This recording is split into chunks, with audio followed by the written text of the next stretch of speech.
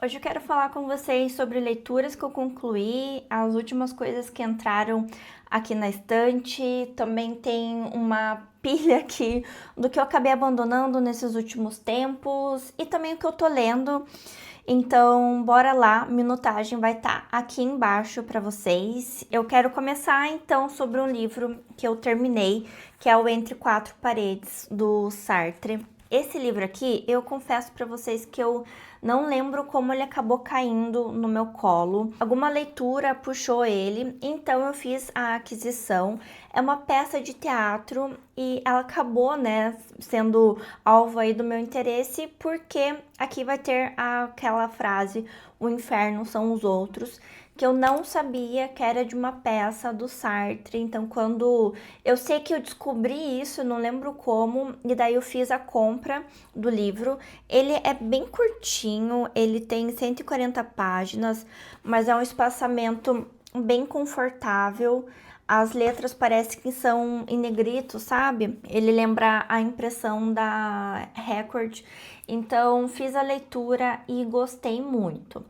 Qual que é a premissa do livro, né? Aqui a gente vai ter um inferno que não é o inferno que a gente está acostumado a imaginar. Talvez a imagem mental que você tenha de um inferno seja, né, aquele lugar quente, abafado, com gritos desesperados de almas penadas, grilhões, castigos. E aqui o Sartre vai propor uma coisa diferente, que é o inferno onde eles vão compartilhar uma sala com outras duas pessoas. Então, a gente tem uma sala com 3 personagens, um homem e 2 mulheres. E aqui a gente vai perceber como que é a relação deles e eles ficam desconfortáveis, cada um à sua maneira, dentro dessa sala. A gente vai ter o homem, que é o Garcin, ele é um literato, um jornalista. Temos também a Estelle, que é uma mulher que ela precisa viver com base nas aparências, ela é aquela pessoa que quer ser gostada por todo mundo, que quer ser bem vista por todo mundo. E temos também a Inês, que acabou ali também no inferno por conta de relacionamentos amorosos que ela teve. Então, a gente percebe que na peça tá cada um tentando dissimular um pouco do porquê que eles estão no inferno. O Garcia próprio fala, né, que ele sente falta desses grilhões, de cadê, né, o calor escaldante, as chamas, mas eles vão percebendo que nessa sala, como cada um representa o seu inferno pessoal e que cada um vai ser o espelho daquilo que eles estão querendo esconder. Então, o Garcin, ele quer, né, em algum nível, provar para essas duas mulheres que, na verdade, ele é um grande herói e não é necessariamente isso que aconteceu na vida dele. Eu não vou contar aqui qual que é o pecado, né, o que levou cada um deles a esse inferno que a gente tá vendo, mas a questão é que como os outros vão ser espelho daquilo que eles querem ignorar em si mesmo. Então, tem uma parte que o Garcia faz uma analogia com a minhoca, que eles vão estar nus ali como minhocas. E a minhoca, ela é um ser meio que translúcido, né? Você vê as entranhas dela. Então, é isso que acaba acontecendo, que eles vão ter acesso ao de mais intrínseco e visceral que existe no outro, e muitas vezes é aquilo que realmente a gente quer esconder, que a gente mantém só para o nosso espaço íntimo e pessoal. E tem uma situação que eu acho que é bem bacana da gente ver nessa peça, é que eles estão numa sala que está trancada, né? Eles não conseguem sair. Só que o Garcin, em um momento, ele meio que enlouquece ali na sala e pede para sair, esmurra a porta, tem uma campainha que nunca funciona. E tem um momento daí que vai abrir de fato essa porta e que ele vai ter a opção de sair dali ou não. E ele acaba não saindo e você pode ter diversas interpretações para isso. A minha interpretação é que, independente para onde ele fosse, ele não ia conseguir fugir de si mesmo, dos seus próprios pecados. E ele tem uma questão moral de querer realmente convencer essas outras mulheres, né, de quem ele é, pelo menos a imagem que ele quer que os outros tenham dele. Então, por exemplo, ele precisa convencê-las de que ele é um herói, porque isso vai redimi-lo quanto ao seu pecado. Só que não tem como fugir e ele meio que aceita, né? E é muito interessante a gente perceber isso acontecendo sobre o ponto de vista das outras duas personagens. Eu usei o Garcinha aqui como exemplo, mas a gente vai ver como que cada um vai tentar usar do outro para justificar quem se é. E a gente tem então, né, no final da peça, essa não é bem a última frase, mas é na penúltima página aqui que ele fala, né? Então é isto o inferno, eu não poderia acreditar. Você se lembra, o enxofre, fornalhas, grelhas, ah, que piada. Não precisa de nada disso. O inferno são os outros. E aqui eu acho que a gente acaba caindo numa interpretação às vezes muito literal, né, de que o inferno são as outras pessoas, mas para mim é no relacionamento com o outro, nessa troca com o outro, a gente acaba não conseguindo fugir de quem se é, a gente não consegue sustentar uma mentira por muito tempo. E é nessa relação com o outro que a gente vem à tona, né? A gente mostra quem a gente é. Então, o inferno são os outros porque no relacionamento com o outro, eu não consigo dissimular quem eu sou. É uma peça curta, eu acho que vale a pena a gente ler, porque eu gosto de entender de onde essas frases famosas vêm, né? E muitas vezes essas frases famosas, elas acabam tendo um tipo de dissimulação, porque cai no gosto popular e a gente acaba não entendendo a construção que tá por trás daquela frase e que tem um significado maior. Eu pessoalmente interpretava de outra forma, mas agora lendo a peça eu tenho uma visão diferente, então fica a recomendação para vocês.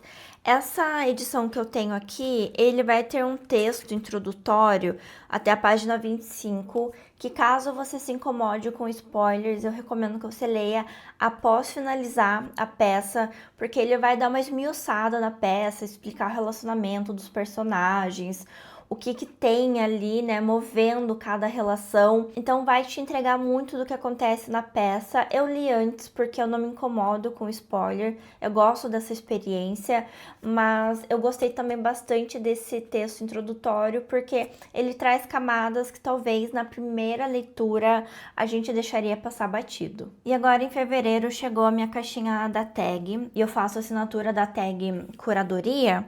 E ele chegou o verão em que mamãe teve olhos verdes, da Tatiana Tibulek, não sei se fala assim. Gente, essa capa aqui eu achei maravilhosa. Olha essa ilustração, essa pintura, né? Linda, linda, linda essa capa. E quando eu abri o livro, e eu normalmente não faço isso, de ler a primeira página, mas eu abri e na primeira página fala o seguinte: naquela manhã em que a odiava mais do que nunca, mamãe completou 39 anos. Era gorda e baixinha, burra e feia. Era a mãe mais imprestável que já havia existido. Então, assim, essa frase já me pegou e eu continuei a ler o livro, eu terminei ele logo nos dias seguintes e ele me lembrou um pouco tanto o Precisamos Falar sobre Kevin, porque a gente percebe esse ódio em relação à mãe que o Kevin tem, mas também me lembrou um pouco o Apanhador no Campo de Centeio, porque lá a gente vai ter o Holden, que ele é esse adolescente que é difícil de lidar, tem opiniões fortes, é desbocado. E a gente vai perceber um pouco disso nesse personagem aqui. Gente, esse livro foi um soco no estômago, tem diversas questões sobre relacionamento entre mãe e filho. Eu faço esse disclaimer porque se isso for algo sensível para você, é um livro que vai te chacoalhar de uma forma assim indizível. O que que acontece aqui? A gente vai ter o nosso personagem principal, que é o Alexei, se eu não me engano, eu sou péssima pra guardar, né, nome de personagem, mas a gente começa a história com ele saindo de um tipo de internato que ele foi pra lá, mas era um internato psiquiátrico, porque ele tinha as terapias, ele era medicado lá dentro, e você percebe que é um lugar assim para jovens, né, meninos infratores de alguma forma. Então a gente sabe que ele tem alguma questão emocional, psicológica, que a gente vai descobrir mais pra frente, que ele fala que a doença dele tem 16 letras. E eu achei isso muito interessante por parte da autora, porque ela traz aqui que ele sofre de algo, mas ela não deixa explícito assim o que é, porque isso em alguns momentos pode enviesar a nossa leitura. Aqui a gente entende, né, pelo menos quando eu fui lendo mais, que ele tem um transtorno esquizoide, mas esse não é o foco, né, do livro e da leitura como um todo. Aqui o foco vai ser o relacionamento dele com a mãe. Então a mãe dele vai buscar ele no internato. Quando ele se forma, dá a entender assim que ele é liberado, que ele terminou os estudos dele. Ela vai buscá-lo e ela convence, meio que manipula ele, prometendo algumas coisas para que eles possam ir passar as férias deles no interior da França, numa cidade litorânea. Ele acaba cedendo, mesmo que ele tivesse outros planos para sair com os amigos, né, nessas férias. E a gente vai perceber então o relacionamento desses dois, que tem uma ruptura muito forte porque eles tiveram um luto familiar. A irmã dele faleceu, o pai dele acabou se separando da mãe, eles se divorciaram. Então ficou essa relação entre ele e a mãe apenas, e a avó também, ele comenta da avó em alguns momentos. Só que esse luto, né, dessa filha, dessa irmã perdida, marcou demais essa mãe. Ele comenta que ela passou, acho que 7 meses, algo dessa soma, assim, trancada num quarto, sentada numa cadeira, e que quando ele ia pedir colo, ele ia conversar com ela no quarto, ela afastava ele, como se afasta um cachorro.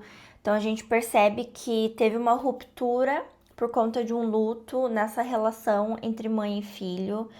E ele acaba desenvolvendo uma raiva, uma frustração, algo muito forte por essa mãe, e que vai nortear esse relacionamento deles durante esse verão. Uma das coisas que marca ele, né, ele fala tanto no título, né, o título é O Verão em que Mamãe Teve Olhos Verdes, que ela e a filha, né, que faleceu, tinham olhos verdes e ele não tinha. Então dá para perceber como ele realmente se sentiu à parte, como se ele não tivesse papel nessa família, e que depois que a filha faleceu, a mãe perdeu totalmente o sentido da vida e esqueceu que tinha um outro filho, né? Eu não tô culpabilizando ela aqui, eu nem posso imaginar como deve ser perder um filho, mas ele ficou órfão de mãe em vida. E o que acontece é que a gente descobre que a mãe dele tá doente e ele vai passar esse verão, que vai ser o último verão da vida dela,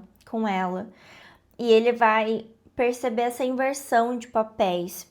Então, ele tem uma parte aqui do livro que ele fala que por que eles não nasceram, né? Ele, a mãe, e ela, o filho, porque ele sente que as coisas estariam melhor.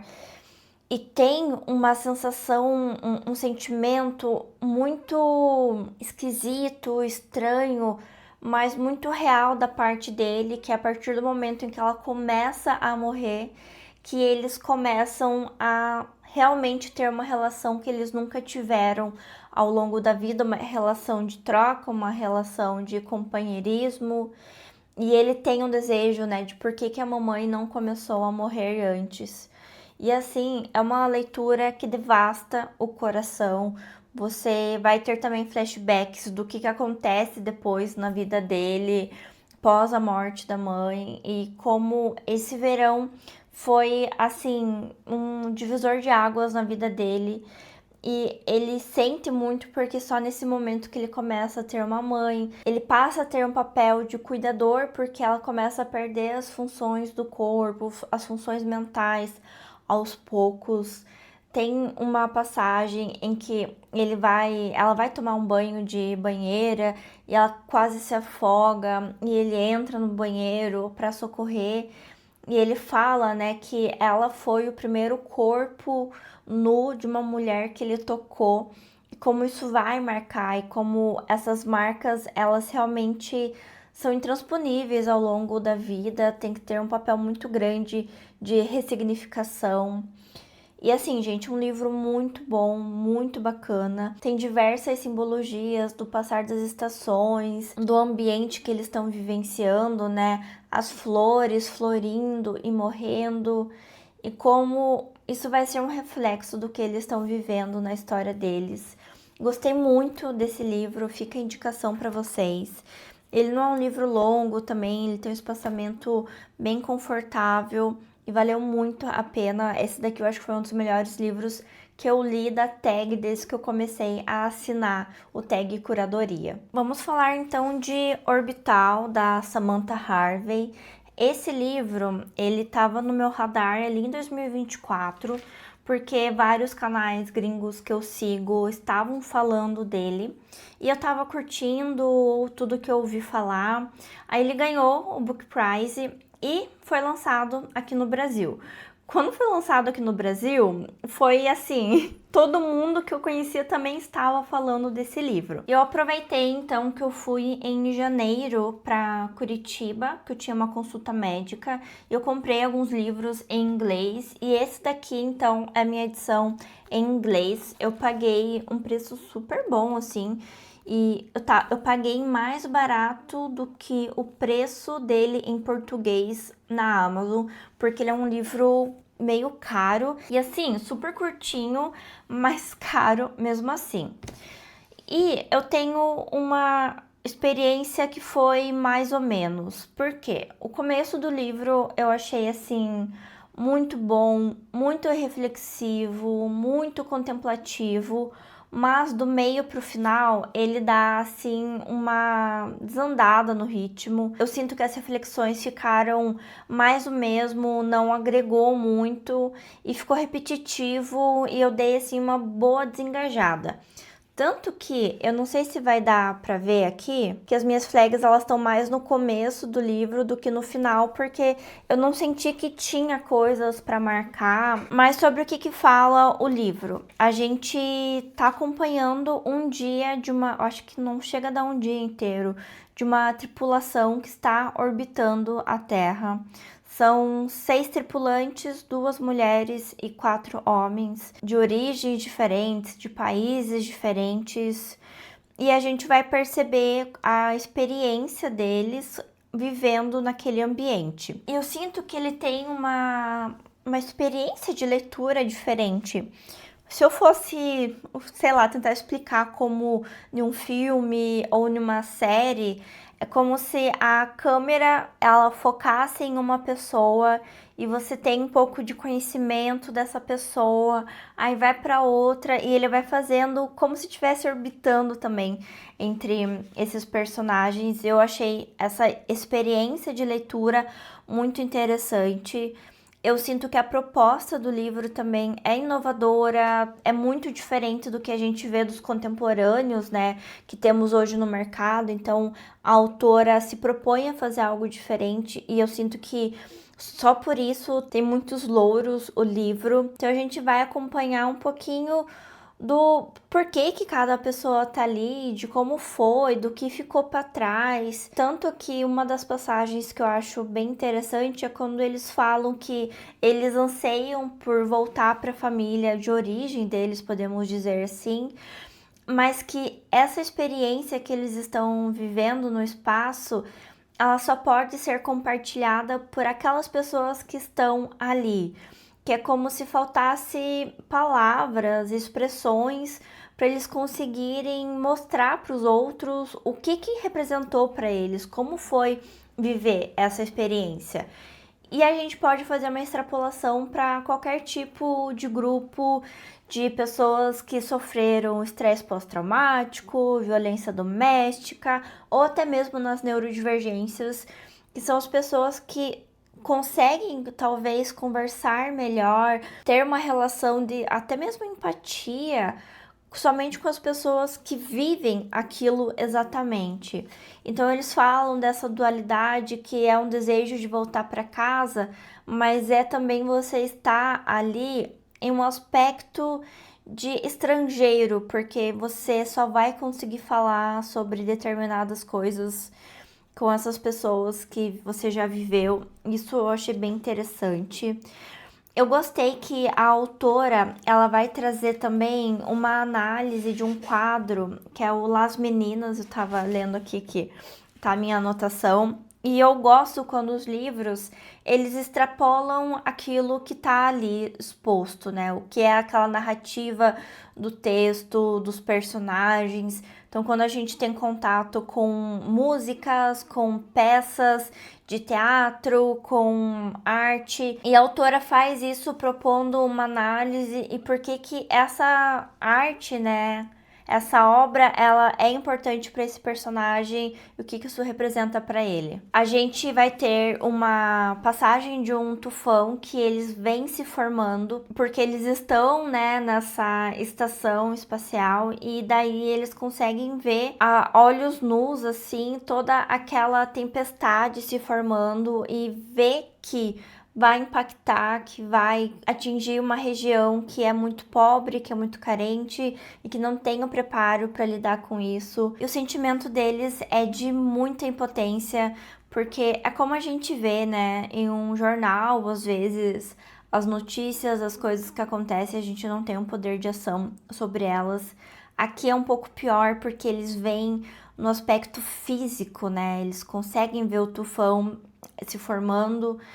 Então vai falar muito dessa impotência e são sentimentos que são intrínsecos ao ser humano, mas esse distanciamento da Terra, de ver, né, a Terra como esse lugar menor, minúsculo em relação ao restante do universo, essa pequenez do ser humano, ela toma uma proporção muito maior. Tem uma passagem que é a minha preferida aqui, uma das tripulantes vai receber a notícia do falecimento da sua mãe.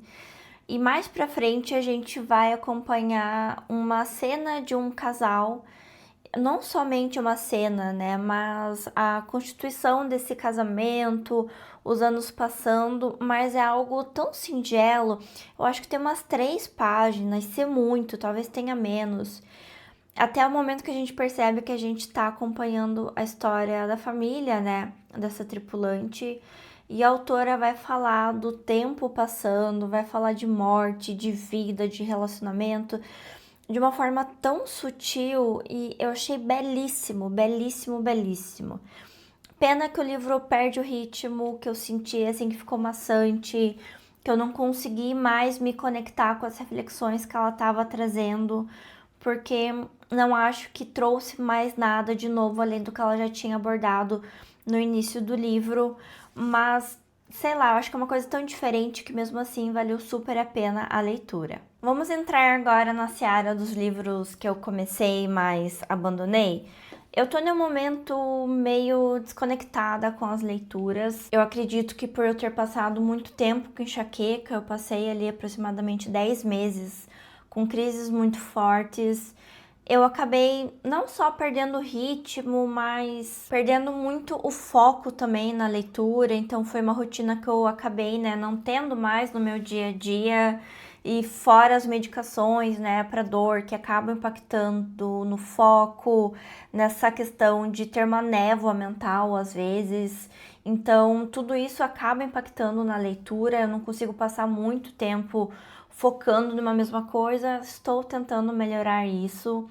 Mas por conta disso, alguns livros eu acabei deixando de lado. Não são livros que eu considero ruins, mas que nesse momento não funcionou e eu não quero forçar, porque eu não quero desgastar a minha relação com a literatura e eu não quero ficar fazendo ali algo a fórceps, porque eu tenho que ler, eu tenho que continuar lendo, não posso parar. Minha carteirinha de leitora não será cancelada por conta disso.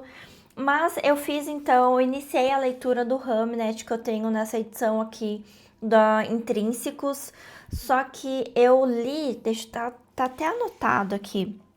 Olhei até a página 110. Eu senti a leitura muito devagar, muito devagar. Eu sei que a autora aqui, ela tá tentando criar um clímax, um ambiente de tensão, porque a gente vai e volta na história do Hamlet, que seria, né, o filho do Shakespeare, e também a história do Shakespeare. Então a gente vê o passado de como que essa criança foi gerada, a relação dos pais dele e no hoje ele passando ali um sufoco porque a irmã dele tá doente, não tem nenhum adulto em casa, não tem ninguém para resolver aquela situação super desesperadora para essa criança, mas eu senti que o ritmo acabou me perdendo. Então todo mundo fala que depois que o Hamlet morre, né? Porque assim, essa história é uma ficção, porque o Shakespeare originalmente ele perdeu um filho, então a autora do livro vai tentar fazer uma ficção tentando trazer uma história para o falecimento desse filho, do relacionamento, né, do que poderia ser, digamos assim, do Shakespeare. Então ela pega um fato e faz um romance em cima disso. Então a gente sabe que o Hamlet vai morrer, porque ele seria então o filho do Shakespeare.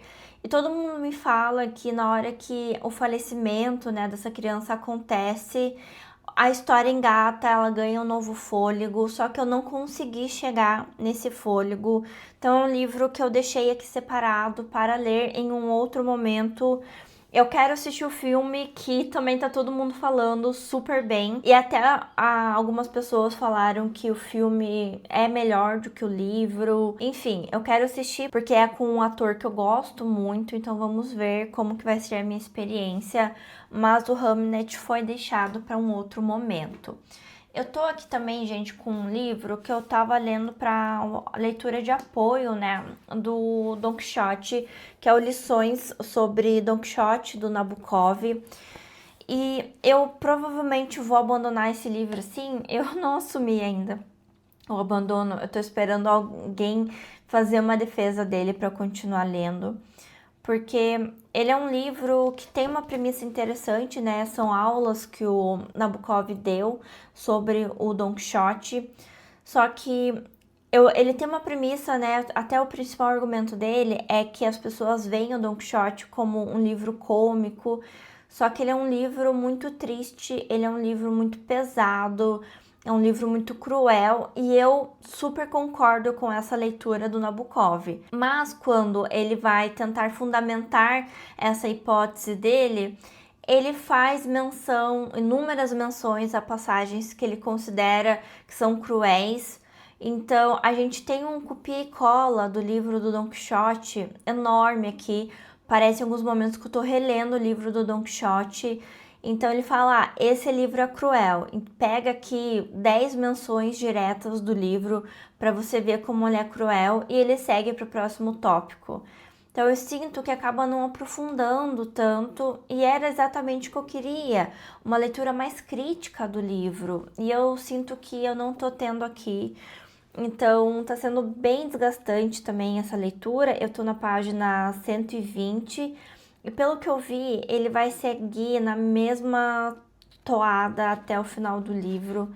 Então, não é o que eu estava procurando. Se você tem também alguma sugestão de leitura mais crítica ou de um conteúdo na internet, enfim, fiquem à vontade de me recomendar, porque esse aqui acabou não sendo o que eu estava procurando. Seguimos então para Do que é feita a maçã, que é uma conversa do Amos Oz com a Shira Haddad. Eu vi esse livro sendo muito recomendado pela Paloma, mas ela recomendou muito também o De Amor e Trevas, que foi um livro que eu abandonei e acabei não conseguindo me engajar na leitura. Eu tava esperando que uma troca, né?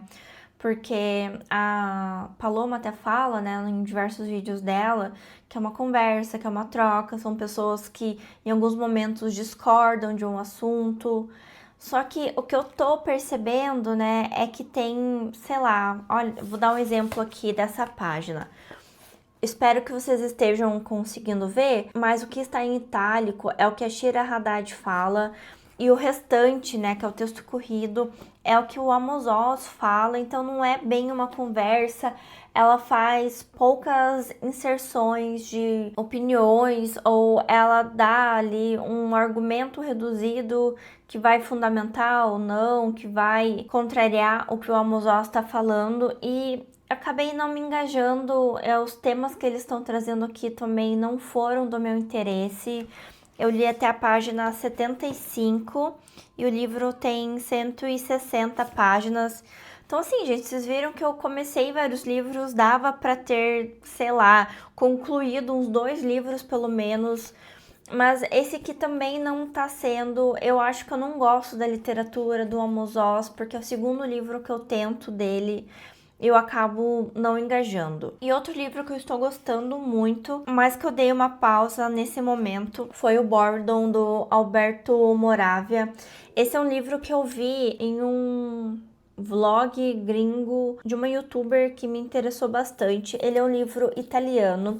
A gente não tem ele publicado em português aqui no Brasil. Então eu comprei essa edição aqui que foi na estante virtual, que é em inglês. Eu não leio italiano para ler no original, né?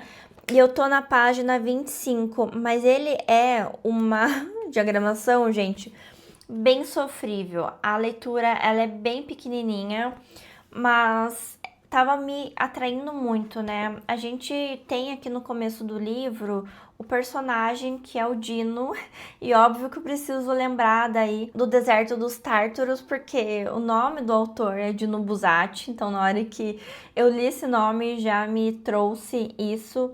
E a gente percebe aqui o boredom, que é o tédio, né? É algo vivenciado então por esse personagem que é o personagem principal. E ele vai mostrando como esse tédio fez parte fundamental dele ao longo de toda a vida.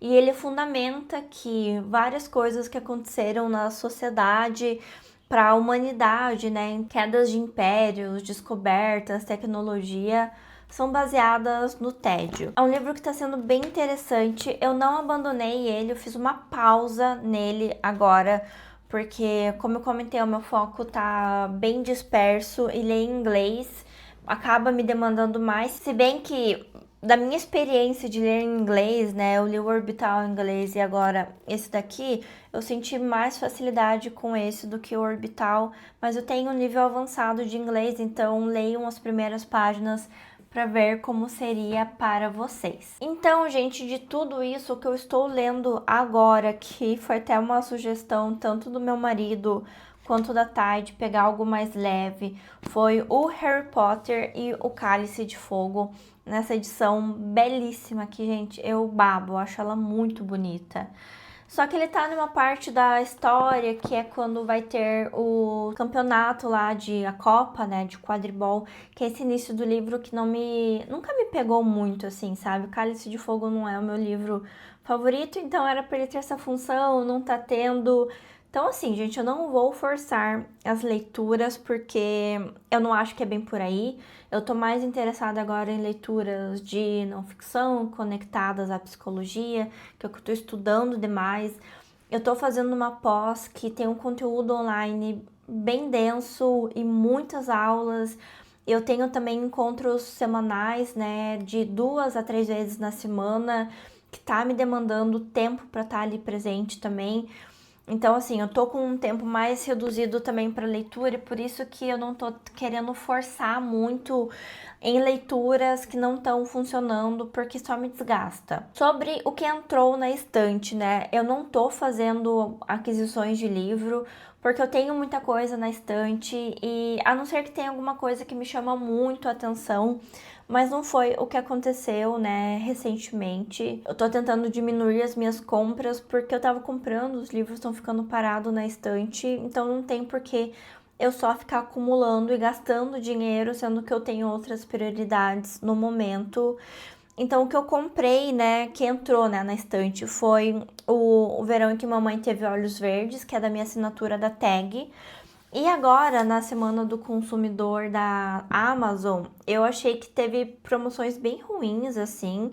Só que uma coisa que foi positiva é que o Mercado Livre saiu com diversos cupons e eu tava atrás desse livro aqui do Comporte-se, que é um livro que vai falar, né, sobre a biologia humana. E é um livro que vários psicólogos recomendam. O preço de capa dele é R$ 150. Na Amazon, na promoção, ele tava por 86, só que aí no Mercado Livre tava o mesmo preço de R$ 86. Só que eu consegui um cupom desses vários que o Mercado Livre estava soltando e eu consegui comprar este livro aqui, esse grande calhamaço por R$ 50, então foi um ótimo investimento. Apesar de não ser um livro que eu acho que eu lerei nesse exato momento, porque eu tô bem atolada de coisas para estudar, para pós e para os meus atendimentos. Mas assim, pela promoção e pelo valor, eu realmente achei que era uma grande oportunidade, então não quis deixar para depois. Na Amazon eu até conseguia mais desconto dele, mas tinha que ser naquelas compras que você compra mais de um livro, daí no total da compra dava 20% de desconto. Só que eu consegui economizar mais ainda, sem necessariamente precisar comprar um outro livro que eu acho que eu não leria agora. Então, gente, esse é um grande resumão do que eu li, do que eu abandonei, do que eu pausei, do que eu tô lendo agora e do que entrou na estante. Me contem como estão as leituras de vocês nesse momento. Se você acha que tem um livro que, nossa, Morgana, para esse momento que você tá passando, esse livro é perfeito.